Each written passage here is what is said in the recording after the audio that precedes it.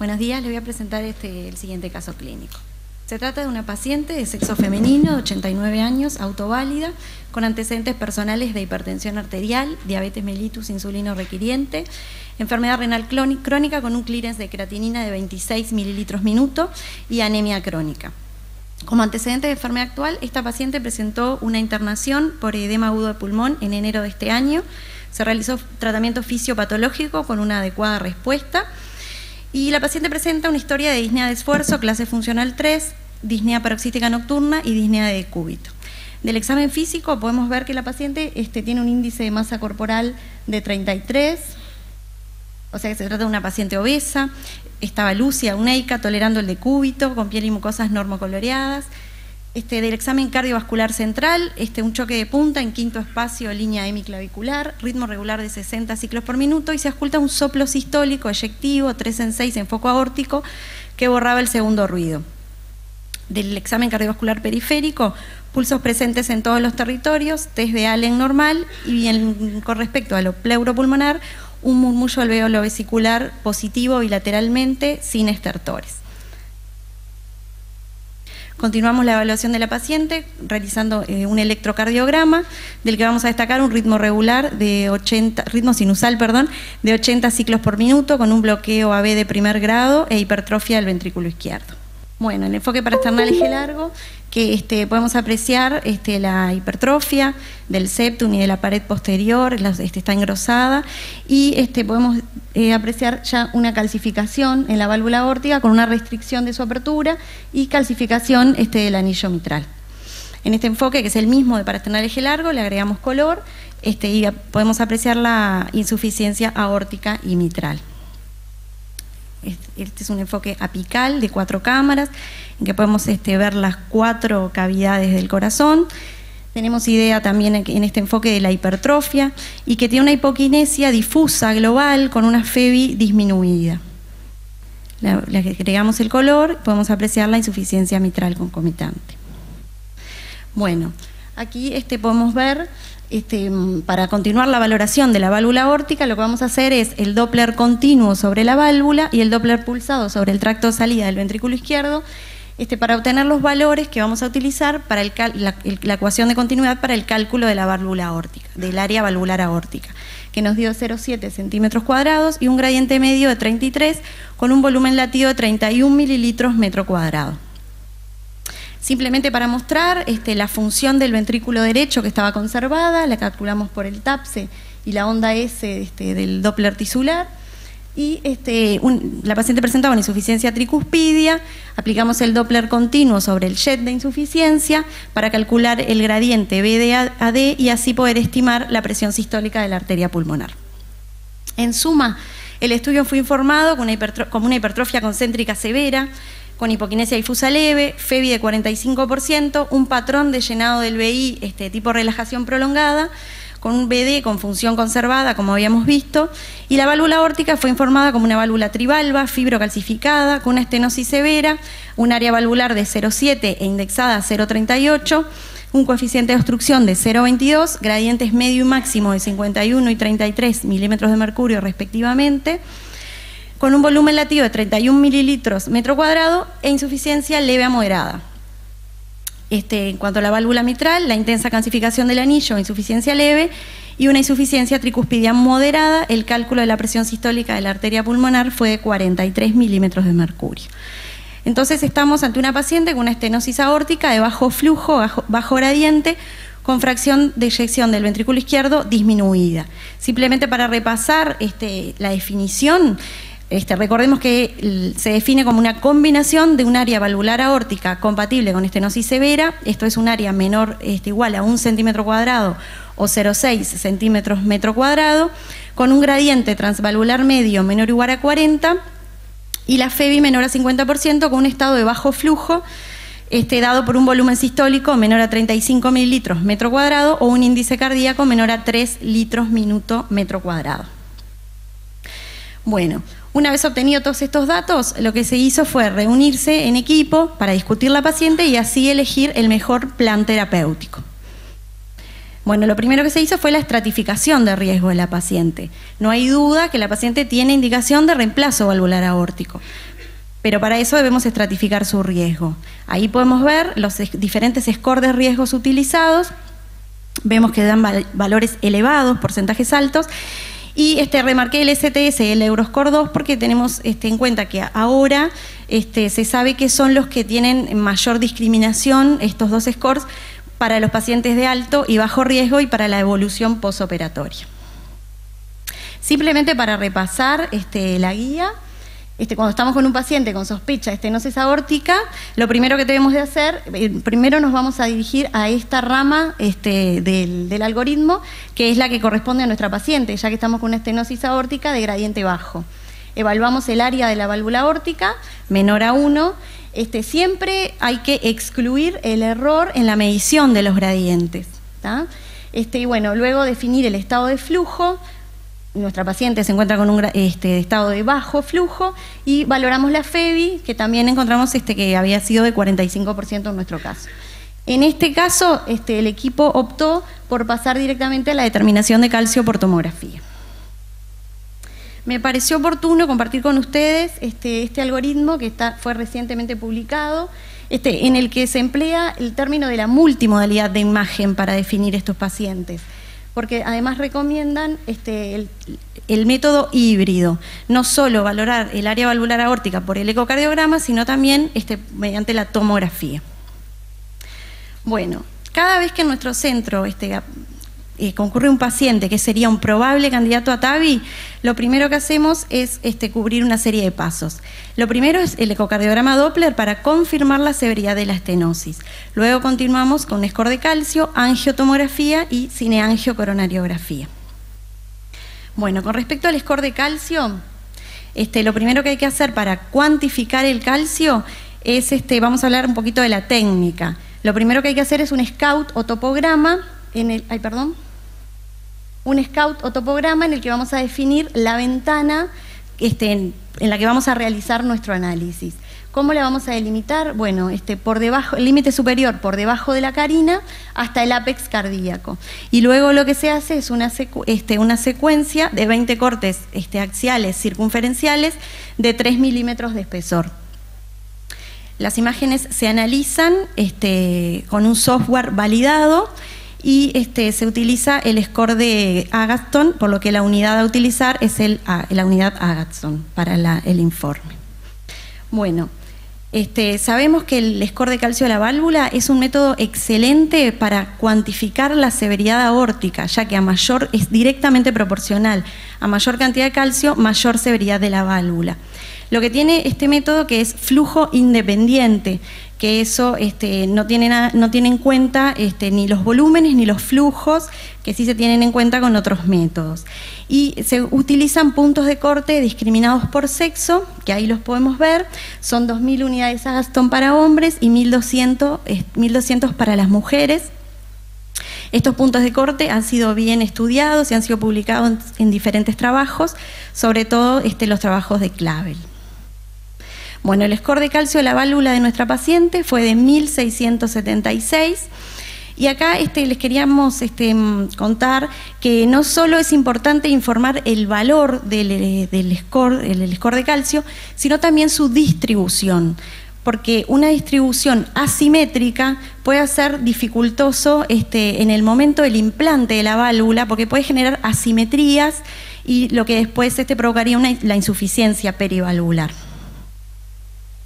Bueno, continuamos el estudio con la angiotomografía, que es el método gold estándar para continuar la evaluación en estos pacientes valorados para TAVI, ya que nos permite una correcta evaluación de la anatomía y dimensiones de la raíz aórtica, del tamaño y forma del anillo, que es muy importante, ya que sabemos que el anillo aórtico no es circular, sino que tiene una forma elíptica y lo podemos valorar mejor a través de este método, la distancia ostium coronario anillo y las dimensiones de la aorta sinotubular y tubular.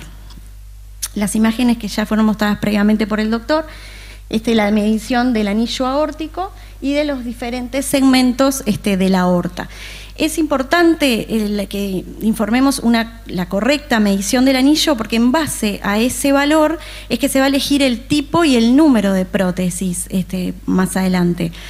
Y de acuerdo a eso, si nosotros informamos un anillo menor al real, pueden surgir complicaciones, como por ejemplo la migración de la prótesis o la insuficiencia, y un tamaño mayor puede provocar también complicaciones durante el procedimiento, como puede ser la rotura aórtica.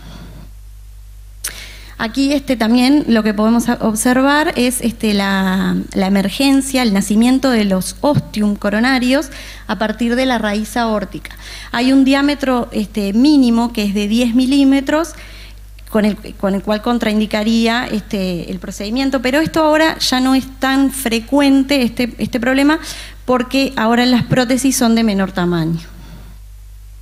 También es importante para la evaluación de las vías de acceso, podemos informar el mínimo diámetro luminal, las placas de aterosclerosis, aneurismas, trombos, tortuosidades que dificulten o contraindiquen el procedimiento.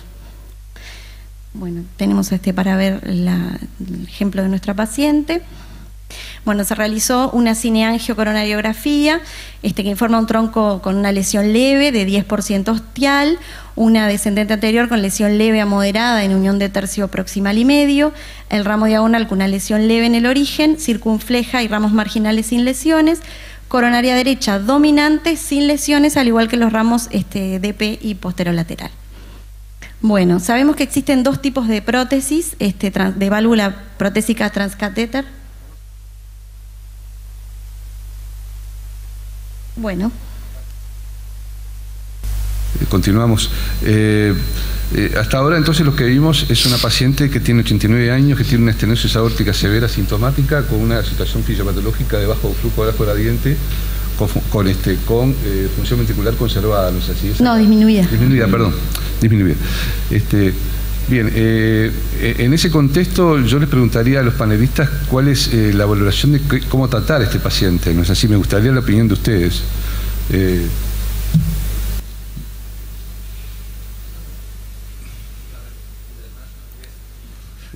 Está excelente. Un comentario desde el punto de vista técnico, me parece muy bien lo que hicieron, yo hubiera evaluado de la misma manera. Yo digo, hay dos tipos de bajo flujo.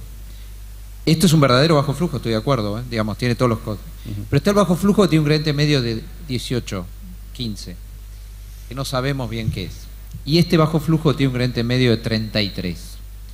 Cuando el gradiente medio está arriba de 30, en general la estenosis es significativa desde el punto de vista al menos hemodinámico para un ventrículo disfuncionante. Por lo tanto, yo comparto que hay que evaluarlos, hay que evaluar la carga de calcio, hay que evaluar la causa de la disfunción ventricular, si es un coronario, si no es un coronario, si es una amiloidosis, que es altamente prevalente en bajo flujo, pero cuando está por arriba de 30 yo creo que la estenosis es significativa y de todas maneras va a haber que tratarla. Es decir, yo no me planteo con este gradiente medio una pseudoestenosis. Sí me planteo qué pasa en ese ventrículo porque eso es pronóstico y a lo mejor requiere otro tipo de intervención. Nada más que eso. Juanjo.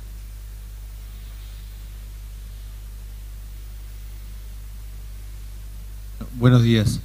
Yo creo que una paciente de esta etapa de la vida, creo que uno tiene que considerar que desde el punto de vista quirúrgico, una paciente de estas, riesgo potencial vinculado a la etapa generacional, uno tiene que primero pensar si hay una posibilidad y factibilidad de realizar un procedimiento endovascular. Hoy por hoy siempre le damos la derecha. ¿Por qué? Porque más que uno haga una cirugía mínimamente invasiva, tiempos adecuados y rápidos quirúrgicos, igual la cirugía corpórea en pacientes de cierta etapa generacional tienen un riesgo potencial lógico, etcétera, que por más que las rutinas no sean graves, que sin duda primero dar la idea del tratamiento endovascular. Si este no fuera factible, cosa que sabemos que hay múltiples abordajes, consideraríamos otros tipos de abordaje. También es verdad que nosotros estamos en un país que todavía tenemos dificultad en el acceso a la terapia endovascular, entonces a veces hemos y operamos a pacientes de etapa generacional por temas fundamentalmente que es el difícil acceso que hay a las válvulas, pero que yo creo que en este paciente soy cirujano pero creo que habría que optar por un tratamiento endovascular. Clayton, what do you think about the patient? Thank you for asking. I think the point made earlier about the gradient was a very good one. Mean gradient of 33 with that EF, we would have proceeded pretty quickly to a TAVI without too much additional workup. I think that's pretty convincing of a true aortic stenosis patient. I think with a gradient of 18 or 20, we would have thought a bit harder about it. The calcium score helps me in that case to consider TAVI as the right modality. And in the low ejection fraction, 45% would consider a dobutamine stress echo for those patients if the gradient really is 18 or 20 to see that there's an augmented gradient with dobutamine stress. So I think with the lower gradient, we would have done additional testing to say, is this a true severe low flow, low gradient AS? Mean gradient of 33 with that calcium score and that EF, I think we would proceed with a TAVI, presuming the patient, I don't recall the size of the patient, if they were large or normal size, but a 23 sapien, if that's the right size, based on the CT scan data, and if that would work well for that patient size, assuming they're not, morbidly obese or very tall, we would proceed with a transfemoral route if the femoral arteries were acceptable for that, for sure. Oscar, ¿alguna consideración? Muy bien. Les puedo hacer una pregunta antes de ir con el caso, porque tú, Oscar, presentaste la indicación precisa para los pacientes de riesgo alto, intermedio, inoperables, obviamente. Ahora, en el grupo de pacientes de bajo riesgo, ¿cómo están encarando ustedes actualmente el manejo de estos pacientes con estenosis aórtica severa, a la luz de las nuevas evidencias aparecidas en los últimos meses, ¿no? No ha cambiado nada en la Argentina, no se pueden hacer. Te diría que inclusive seguimos discutiendo riesgos intermedios o riesgos intermedios altos. Quizás, por eso yo creo que la incorporación de la edad a las guías va a ser muy importante, porque no es lo mismo hablar de riesgo intermedio o bajo con 86 que hablar para un paciente de 75. O sea, Mick Jagger, si yo lo hubiera tenido que hacer en la Argentina, te digo, primero no lo hubiera podido hacer y segundo tampoco estoy tan convencido de que esa era la indicación correcta, porque es una persona que puede vivir 100 años y nosotros no tenemos una durabilidad, no lo sé. Ahora, vuelvo a, digamos, ¿por qué yo no creo en el Heart Team? Porque 75 años, lo pueden operar y tiene resultados perfectos y es más barato, me parece que se tiene que operar. Ahora, 89, ¿qué vas a discutir? Marín.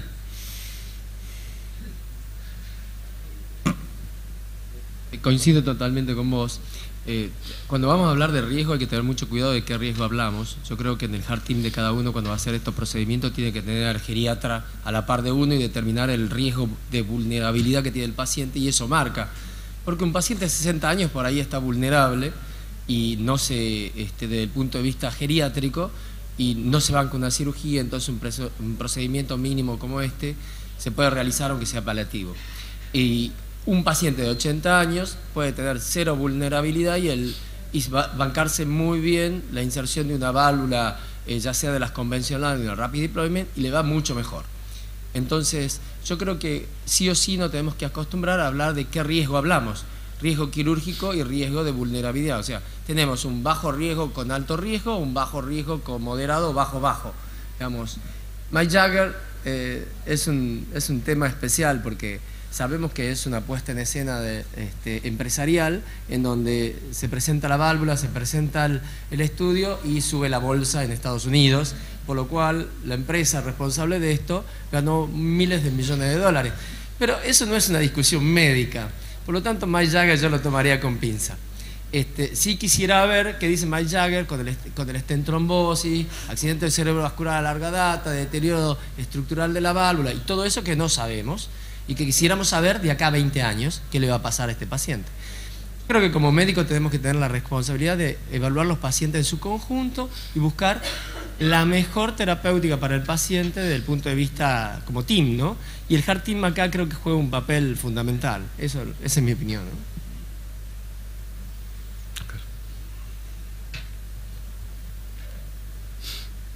Yo coincido con Mayín y uno tiene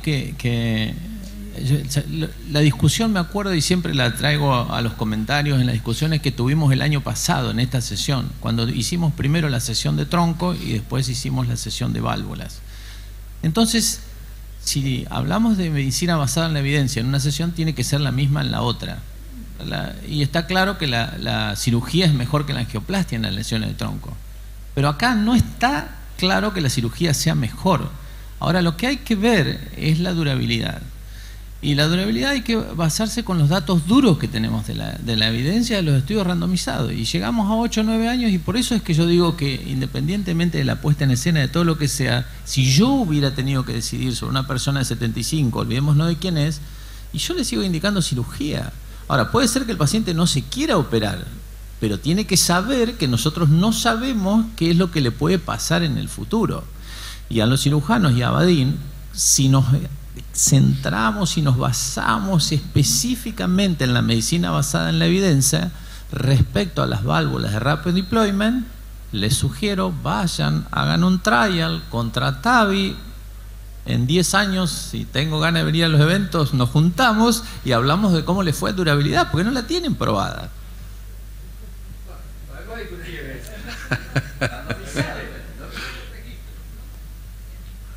Bueno, pero el mismo caso que vos me estabas hablando de los implantes valvulares. Digamos, yo tengo la ventaja que hago las dos cosas. Te pongo la válvula y te la reemplazo. Entonces, cuando nos tenemos que sincerar, hay una gran dicotomía entre los registros, tanto el alemán como el italiano, en los resultados de TAVI.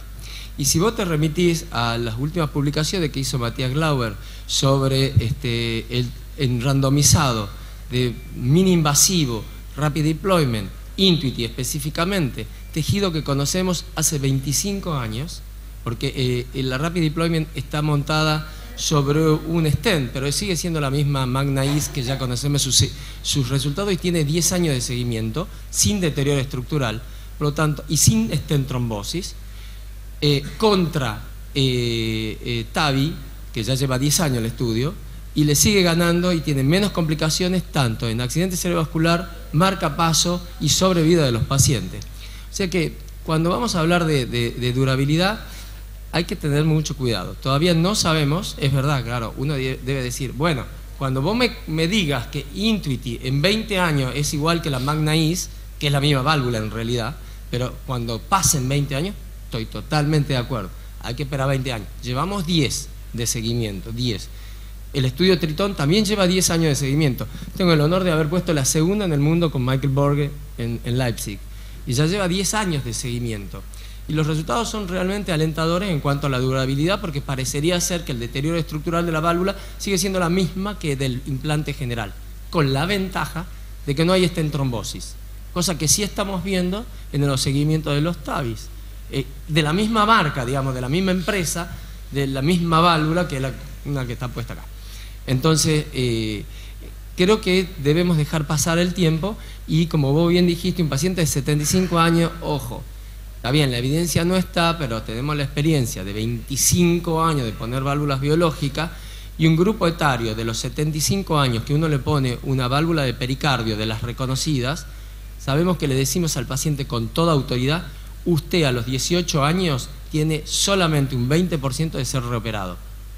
Y a mí me parece que eso es muy válido. O sea, el paciente no se va a reoperar nunca después de ponerse una válvula quirúrgica. Esa es la realidad. O tiene por lo menos el 80% de posibilidades de no ser reoperado. ¿Alguna otra consideración de parte del panel? Vamos a terminar, Natalia, rápidamente, porque tenemos el otro caso. Bueno, sabemos que existen dos tipos de válvulas transcatéter, las autoexpansibles, la Coreval autoexpansible y las Sapiens XT, que son las expansibles con balón. En nuestra paciente se escogió una válvula Sapiens número 23. Y en realidad, ya terminando, mientras pueden observar el momento del implante, de la expansión de la válvula, les voy contando que desde el punto de vista imagenológico ha cambiado el papel dentro de la sala de hemodinamia en estos procedimientos, ya que al principio, en los primeros procedimientos, El paciente estaba con anestesia general, nosotros estábamos monitoreando con ecocardiograma transesofágico, muchas veces la sonda perturbando la visión del cardiólogo intervencionista.